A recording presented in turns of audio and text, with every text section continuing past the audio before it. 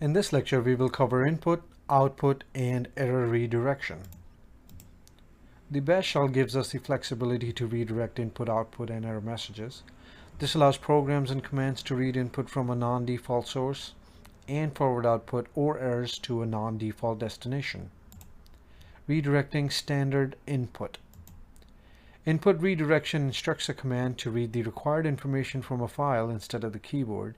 The less than character is used for input redirection. Example, cat, less than sign, and the file name. Let's look at that from the terminal to see how it looks like and what this command does. Cat, less than sign, and file name. As you can see, example of standard output redirection is showing up on the screen. Those are the contents of file 2. Input redirection instructed the cat command to read the required information from this file instead of the keyboard. This is what this command does, and that's how redirecting standard input works. Let's move on to the next example. Redirecting standard output, which is the greater than sign. Output redirection sends the output generated by a command to an alternative destination. The greater than sign is used for this purpose. You can redirect the output to a file with the greater than sign to overwrite the mentioned file or append to it by using two greater than signs. For example, redirecting standard output to a file, you can run ls command, and the results of ls command will be sent to file 2. And the file will be created if it doesn't exist yet, or overwritten if it has already some data in it. And if you run two arrows, it will append to the file the results of the command you're running instead of overwriting it. Let's look at that through the terminal, see how it looks like. ls greater than sign file 2. So the output from the command ls will be sent to file 2, and if there's anything in that file 2, it will be overwritten. Hit enter. Let's do cat on file 2. As you can see, the result of ls command was sent to file 2. And let's see how append works. Let's do ll, and we're appending the results of ll command to file 2. Hit enter. Let's do a cat on file 2 now.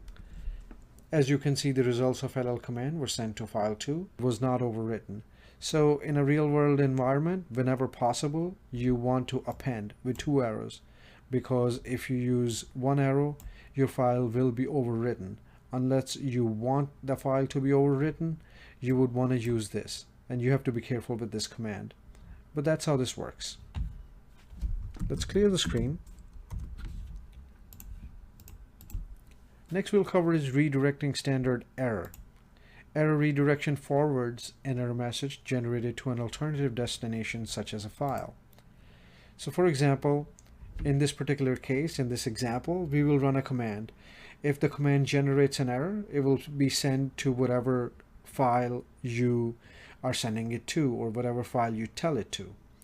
So if there's no error message, which is represented by the 2, it will send nothing. Let's look at that through the terminal, see how it looks like and what it does.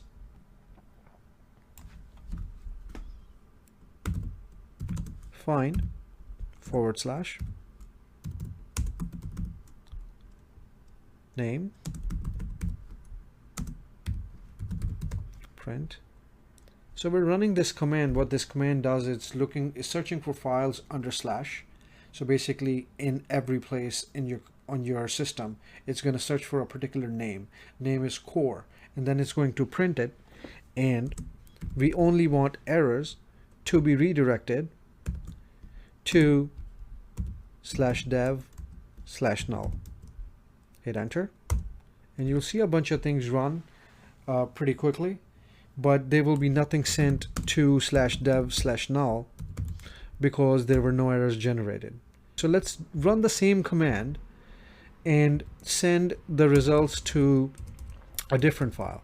For example, let's create a file called test. This command will automatically create a file called test. So let's do a cat on test now. As you can see, there was nothing sent to that file because there were no errors generated. if there were some errors generated, they would be sent to this file or whatever file that you tell it. Let's clear the screen. Let's move on to the next topic. Redirecting both standard output and error messages. So next example will show you how to forward both error and standard output to a file. And the example is quite interesting. Let's look at that through a terminal and I'll explain it to you what it does. So we're going to do ls. ls will generate some type of result /nothing.